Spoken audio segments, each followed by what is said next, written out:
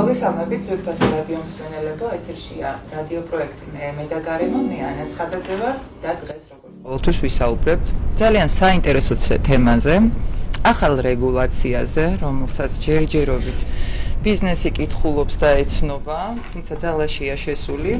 ეს ეხება ცხოველური წარმოშობის, ასე ვთქვათ, მეორადი პროდუქტების მართვას.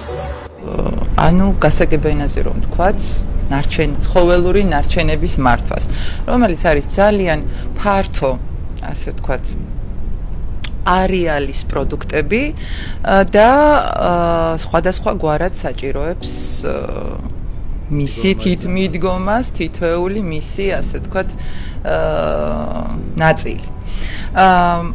ჩვენ დღეს ძალიან საინტერესო სტუმარი ყავს. ბატონი მურმან პატარაია, BDG ჰოლდინგის მმართველი პარტნიორი.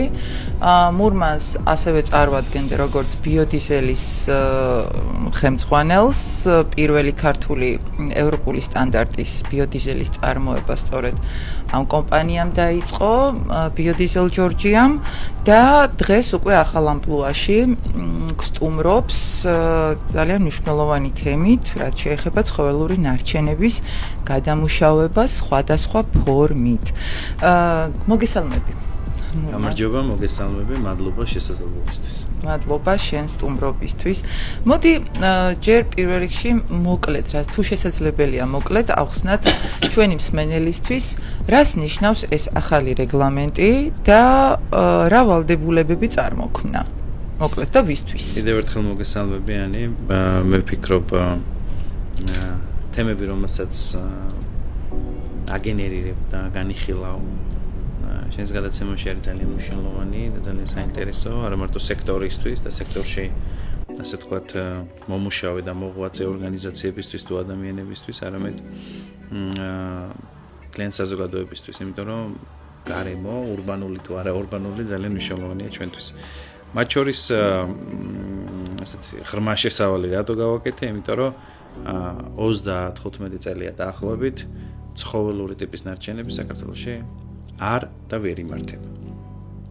გამომდინარე იქიდან, რომ ბიზნეს ოპერატორი უბრალოდ ქვეყანაში არ არსებობდა და არ არსებობს.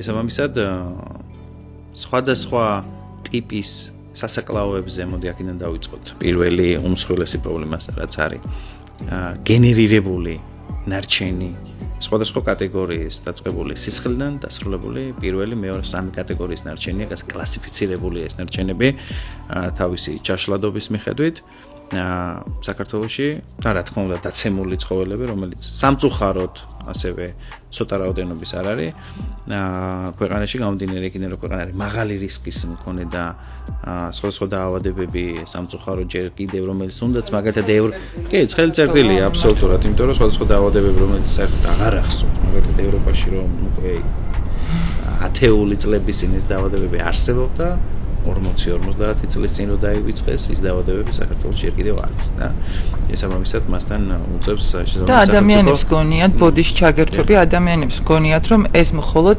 ჰაერის დაბინძურებით მანქანების გამონაბოლქვით ან მსგავსი წყაროებიდან მოდის ეს ყველაფერი და დამაბინძურებელი მხოლოდ ეს არის ან მშენებლობა, ან გამონაბოლქვი და თქვათ ნედლეულის მოხმარება და ასე შემდეგ. არა და ერთ-ერთი ძალიან ყველაზე მნიშვნელოვანი წყაროა ზუსტად ის ნაგავსაყრელები თუ აბსოლუტურად და მაგალითად ჩემი თვალით რაც მინახავს იმას გაგიზიარებ და გაუზიარებ ჩვენს მსმენელებს და მაყურებლებს და მათ შორის ის რომ მაგალითად აღნიშნული ტიპის ნარჩენები წლების განმავლობაში ღია სივრცეში ესე დატოვება, დამარხვა ან არ ვიცი დასაწყობება თუ რა ვიცი რაც გინდა ის დავარქვათ. პირველ რიგში ანუ გრუნტის წყლების დამაბინძურებელი სადღაც როგონია რაღაც ცივწყაროს წყალსვამს, რომელიც მიწიდან ამოედინება და ჩუხჩუხებს, ასე ვთქვათ. უკვე დაბინძურებული შეიძლება იყოს, იქიდან გამომდინარე 30 წლის განმავლობაში ათასობით ტონა აღნიშნული ტიპის ნარჩენი უბრალოდ ღია წესით არა ბეკერის ორმოზე, არა მემბრანაზე.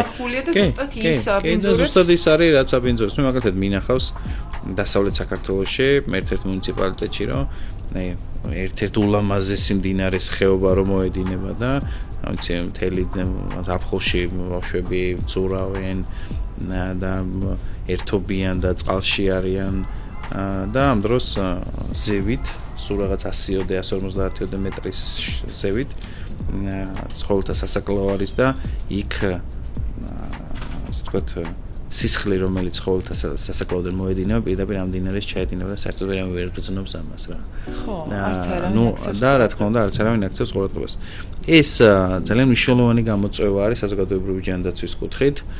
არა მარტო ასე ვთქვათ ნარჩენების ერთი უბედურება ის არის, რომ პირობითად ვამბობ, აღნიშნული ტიპის ნარჩენი არ მუშავდება იქიდან კონკრეტული პროდუქტები არ მიიღება, რომელიც ასე ვთქვათ ძალიან სასარგებლოა, მაგალითად ბიოგაზი ან ძვალხორცის ფქვილის გადამუშავება არ ხდება როგორც ეს ევროპაშია. ნულობენ სხვათა შორის ბევრი მეურნეობი საზღვარგარეთ შემოაქვს. საქართველოში ხა იმპორტირებულია, იმიტომ რომ ეგრეთ წოდებული ის შინაური ბინადარი ცხოველებისთვის რაც ფთოსნებისთვის რაც მზადდება და თუგან ფერმის ცხოველებისთვის და ფრინველებისთვის რაც საკვები მზადდება, სწორედ ამ ტიპის ნარჩენების გამზადება ეს არის ნედლეული, რომლისგანაც იქნება პროდუქტი.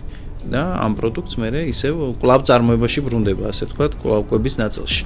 არა ადამიანის ამ შემთხვევაში, მაგრამ ცხოველების შინაური ბინადარის და ფერმერული მეურნეობების ასე ვთქვათ, გადამუშავებული ფორმით და მიღებული მაღალკალორიული, სისხლი მაღალკალორიული პროდუქტია, ხო? მნიშვნელოვანი პროდუქტია, მაგრამ მას შემომისი ტექნოლოგია ჭირდება, რომ მართო, ხო? თავის ტემპერატურული რეჟიმებიდან დაწყებული, ასე ვთქვათ, გადაადგილებით და შემდეგ საათობრივი იმით დასრულებული, რა ქვია, წარმოების პროცედურები. ლაბორატორიული ჩარევა. შესაბამისად, რომ შევაჯამოთ ეს ნაწილი, თამამად შემიძლია გითხრათ, რომ ამდენი წლის განმავლობაში ეს პროცესი ესე მიმდინარეობს უკონტროლოდ. მე არ ვფიქრობ და არ ვარ ზოგადად ყოველთვის როცა მეკითხებიან ან მიწევს კონკრეტული საუბარი, განხილვა თემის, რაში უნდა ჩაერიოს მაგალითად სახელმწიფო და რაში არ უნდა ჩაერიოს, ყოველთვის ვფიქრობ, რომ სახელმწიფოს როლი საზოგადოებაში და ქვეყნის მართვის ნაწილში ბიზნესის კუთხით ამ შემთხვევაში არის მისი როლი და ფუნქცია გამოიხატება იმაში, რომ მან შექმნა თანასწორი პირობები ბიზნესისთვის. ეს არავითარ შემთხვევაში არ უნდა იყოს ოპერატორი, ის არ უნდა იყოს მენეჯერი ამ ნაწილში. უბრალოდ მან უნდა შექმნას საუკეთესო სივრცე იმისთვის, რომ საკანონმდებლო ბაზა, თამაშის წესები შემოიღოს და ეს თამაშის წესები ანისთვის, მურმანისთვის თუ გიორგისთვის არ აქვს მნიშვნელობა, უნდა იყოს ერთიანი. და არასოდეს არ ვფიქრობ იმას, რომ შეიძლება ვიღაცა ისმენდეს და იცით რა, 19 წელი თუ ესე ხდება, რატო სახელმწიფო არაფერი არ ქნა. რა თქმა უნდა, სახელმწიფო არაფერი უნდა გააკეთოს, გარდა იმისა, რომ შექმნას და შექმნა ეს პირობები, ბიზნეს ოპერატორმა უნდა ვინც სექტორში ოპერირებს და ასე შემდეგ, მონახოს იმის ძალები და ფინანსური რესურსები, შეიძლება რაღაც მხარდაჭერის მექანიზმები სახელმწიფოს შექმნას ამ ნაწილში და გამოიყენოს და ის უნდა დაიწყოს მუშაობა. ზოგადად ვინ თუ არა შენ ძალიან კარგად იცი, იმიტომ რომ ნარჩენების მართვის ასოციაციას წლები ხელმძღვანელობდი და ახლა ცირკულარული ეკონომიკის მიმართულებაზე ნარჩენებს ძალიან აქტიურად უყურებ, რომ ეს სექტორი რამდენად ღარიბია ქვეყანაში. და ჩვენც ახლა დავიწყეთ მუშაობა 10 წლის წინ 2017 წელს ჩვენმა ჰოლდინგმა და თქვენ ახსენეთ, რომ პირველი სწორედ ბიოდიზელი ჯორჯია იყო, რომელსაც ამ მიმართულებით დაიწყო მუშაობა. ერთ-ერთი კომპანია რაგზა გამოვიარეთ. ეს იყო, არ ვიცი, ვაფასებ ამ ყველაფერს, ეს იყო მათ შორის კოვიდის ჩათვლით, ისე ურთულესი პერიოდი დაემთხვა, არ ვიცი, ეს იყო მართლა ეკლიანი გზა, სანამ აქამდე მოვიდოდით.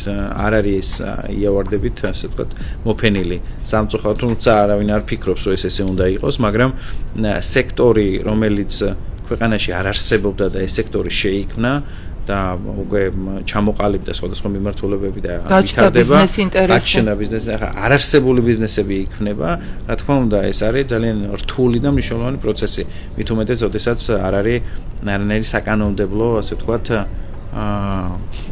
ბაზა, მექანიზმი, ხო და ამ ბაზების თუმცა სახელმწიფო ძალიან მნიშვნელოვანი ნაბიჯები გადადგა, მაგალითად ჩვენ მიმართულებით, რომ DCFTA-ის ფარგლებში რაც იყო გაწერილი, ევროკავშირთან ასოცირების ხელშეკრულების ფარგლებში, მაგალითად გარემოსდაცვა და სოფლის მეურნეობის სამინისტროს სწრაფი, ასე ვთქვათ, ინტეგრაციები გააკეთა ამ DCFT-ის ფარგლებში გაწერილი ვალდებულებების და ეს ძალიან დაეხმარა ამ ბიზნესებს, რომ საკანონმდებლო ნაწილი ჩარჩოში მოქცეულიყო, თუმცა იქ არ არის მარტო საკანონმდებლო ნაწილი, იქ არის აღსრულების მექანიზმები, რაც ასევე მნიშვნელოვანი გამოწვევა ჩვენ ამ გადაცემაში ეთერში შევიდოდით, მანამდე განვიხილავდით სწორედ ამ საკითხებს, ერთ-ერთი მნიშვნელოვანი გამოწვევა, თუმცა დინამიკა დადებითია საბოლოო ჯამში და ისევ შენ შეკითხვას რო დაუბრუნდეთ, შედეგი გვაქვს ის, რომ 2026 წლის ბოლომდე საქართველოში პირველ ეტაპზე დაიწყება პირველი კატეგორიის ნარჩენის დამუშავება, რაც გროვდება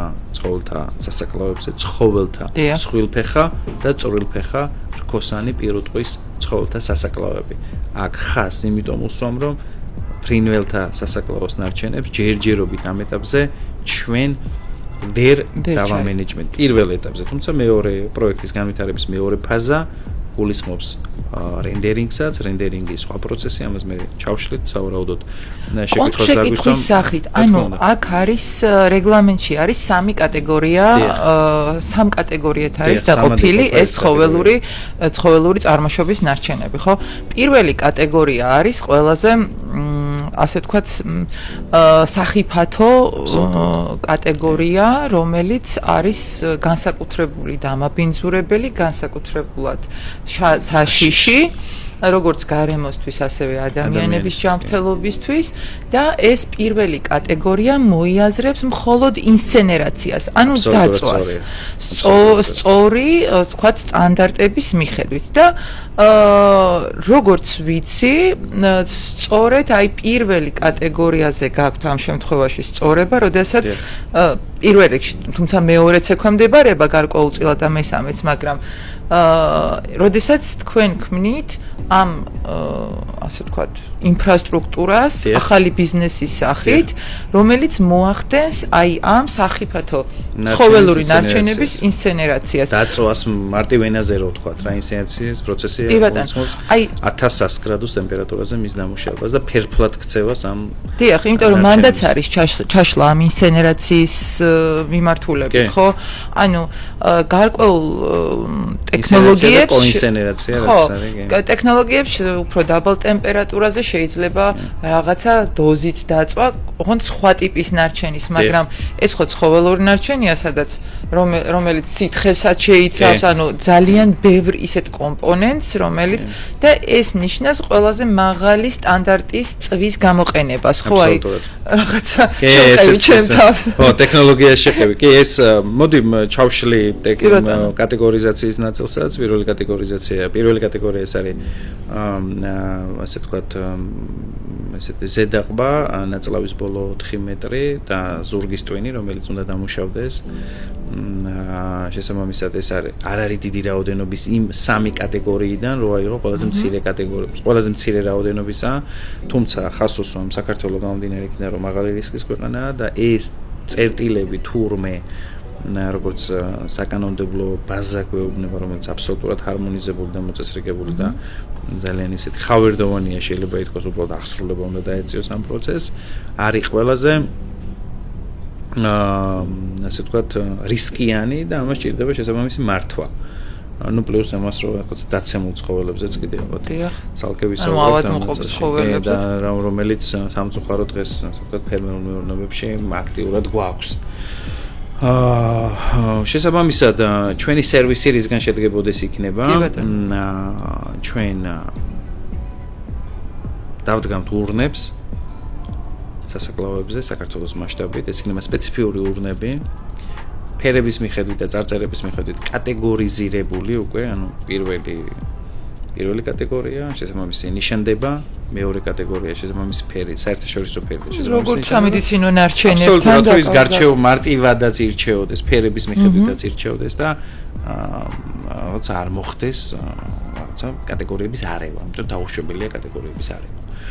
ჩვენი სერვისი იწყება სწორედ აქედან, მოხდება წლის ბოლოსთვის უკვე აბსოლუტურად ყველა 94-ივე ცხოველთა სასაკლაოში მთელი საქართველოს მასშტაბით ამ ურნების განთავსება და შემდგომ უკვე შეთანხმებისამებრ ლოჯისტიკის დაწყება.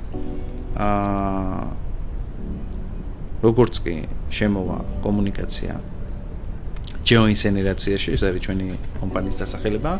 ამასთან დაკავშირებით ლოჯისტიკური გუნდი უკვე მომზადებულად გეგმავს ლოგისტიკას. შესაბამისი ურნების უკვე სავსე შეგროვებას, მის ტრანსპორტირებას ვაზიანში, სადაც გარდაბნის მუნიციპალიტეტი ასაა ჩვენი განმამუშავებელი იქნება და შემდგომ მის ასე ვთქვათ მომზადებას საინსინერაციოდ.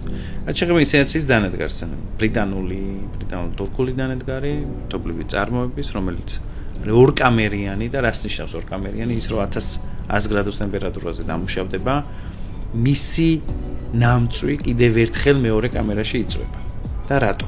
ეს არის ძალიან მნიშვნელოვანი. იმიტომ რომ საერთაშორისო ევროპული სტანდარტის ასე ვთქვათ, გაფრქვევა, რაც გამოიფრქვევა ჰაერში უნდა იყოს და ის გამონაბოლქვი და გაფრქვეული მასა უნდა იყოს ასე ვთქვათ, ისეთი რომ გარემოზე მავნე ზემოქმედება არ მოხდეს, ჩვენთვის ძალიან მნიშვნელოვანია, იმიტომ რომ ჩვენ თვითონ ბუნებით არსით გარემოსდაცვითი კომპანია ვარ და ვერ დავუშვებთ იმას, რომ გარემოს მივაყენოთ ზიანი, პირიქით სხვებს მოუწოდებთ და მისგან რომ ნარჩენები იმართოს სწორად და გარემოზე მავნე ზემოქმედება არ მოხდეს. ფილტრაცია ხდება. და რა თქმა უნდა სუნი, ფილტრაცია ხდება და სუნი იმისთვის რომ მეორე კამერა სუნს აუნებელყოფს. და შესაბამისად, ასე ვთქვათ, გამონაბოლქვი კიდევ ერთხელ იწვება და მე უკვე ისეთი მასა გაიფრქვევა ჰაერში, რომელიც პირველ რიგში რომ ვიზუალური თვალსაზრისით ეგრეთ წოდებული შავი ფერის მასა არ არის, მუქი ფერის, რაც იმას ნიშნავს, რომ უკვე ანაერობრაც ამოდის ეს მასა უკვე დამუშავებულია და რა თქმა უნდა არ იქნება ეს ბიზნესი ისეთ ლოკაციაზეა შერჩეული, რომ მოსახლეობა ირგვლივ არ არის, დასახლებული პუნქტი არ არის და ერთის მხრივ, თუმცა ირგვლივ მყოფი ბიზნესები თუ ასე შემდეგ, რა თქმა უნდა, არ უნდა იყვნენ შეწუხებულები ამ წარმოების შედეგად. ამიტომ ეს ჩვენთვის ძალიან მნიშვნელოვანი პროცესია. ერთი კითხვა თვითონ ინსცენერაციის პროცესზე. ადრე როდესაც შეხება მქონდა ბიზნესებთან, ასეთი რაღაც ინფორმაცია მივიღე, რომ ანუ ინსცენერატორი, როდესაც აივსება და ამის დაწვა დასრულდება, ხო? ის აუცილებლად უნდა გაგრილდეს, რომ მოხდეს შემდეგი, ასე ვთქვათ, შემდეგი იმის ჩატვირთვა. ახალი ბაჩის, ასე ვთქვათ, კი. შემდეგი საწარმოო ნაწილი. ამ შემთხვევაში ეს ის მომენტია, როდესაც გარკვეული დრო ფაქტიურად დაკარგულია. რა თქმა უნდა, და ტემპერატურაა დაკარგული. ტემპერატურაა დაკარგული, ენერგიას კარგავს, ხო, დროს კარგავს საწარმო და რესურს და ფულს შესაბამისად, ხო? ანუ ამ შემთხვევაში თქვენ როგორ ჩვენთან პირიქით, მადლობა ამ შეკითხვისთვის, ვფიქრობ საკმაოდ საინტერესო ტექნიკური შეკითხვა, ჩვენთან ის პირიქით ხდება, ჩვენ ამ ნაწილში გაგრილებას არ დაველოდებით, თუ ნედლეულის საკმარისი შესაბამისი რაოდენობა იქიდან გამომდინარე, რომ გაგრილება თავისთავად ცხადია ენერგიის კარგვას გულისხმობს და ენერგიის კარგვის არანაირი მოსურნე არ ვართ, ასე ვთქვათ, ამიტომ ჩვენი პირიქით მოტივაცია იქნება, რომ როგორც კი დასრულდება ეგრეთ წოდებული ერთი საწარმოო ნაწილი, პირველი ბაჩი პირობითად ვამბობ და მოხდება მისი გამოტვირთვა, შემდგომ, იმიტომ რომ თვითონ ის ფერფლი რაც რჩება, აბსოლუტურად სხვა სისტემიდან გამოდის და შესაბამისად ჩატვირთვის ნაწილში ფერფლის გამოტანა ხელს არ უშლის. აქედან გამომდინარე, ეს პროცესი ზოგადად მწარმოებლების გურჩევენ, რაც უფრო განგრძობითი იქნება პირველ რიგში, რომ დანაზოგები იქნება მეტი, იმიტომ რომ ღუმელის გახურებას და შეთფობას და შესაბამის ტემპერატურამდე მიყვანას დამატებითი ენერგია ჭირდება, ამიტომ ამას თავიდან რა თქმა უნდა ავიცილებთ. ეს დანადგარი არის თანამედროვე გულისხმობთ იმას, რომ წვის ნაწილშიც, ორკამერიანობის ნაწილშიც და უკვე მილი საიდანაც ეს მასა მოიფრქვევა, ხო? ისეც იმდენად ეს EN სტანდარტის არის, თანამედროვე სტანდარტის, რომ შესაბამის კატრიჯები და ასე შემდეგ უზრუნველყოფილი, რომ მთელი პროცესი არის თავიდან ბოლომდე მწვანე, ცირკულარული და ამ სიმწვანის ნაწილში რას გულისხმობ, ხა შეიძლება ვიღაცამ თქვას, რომ ბრანერ პროდუქტს არ ქმნი და მწვანე როგორ არის, ხო? ენერგიას ჩვენ აუცილებლად გამოვიყენებთ და იმ ენერგიას, რომელიც წვის შედეგად იქნება გამოყოფილი, ამას აუცილებლად კვლავ წარმოებაში ჩავაბრუნებთ. ჩვენ 2025 წლის დეკემბერში დავიწყეთ ახალი პროექტი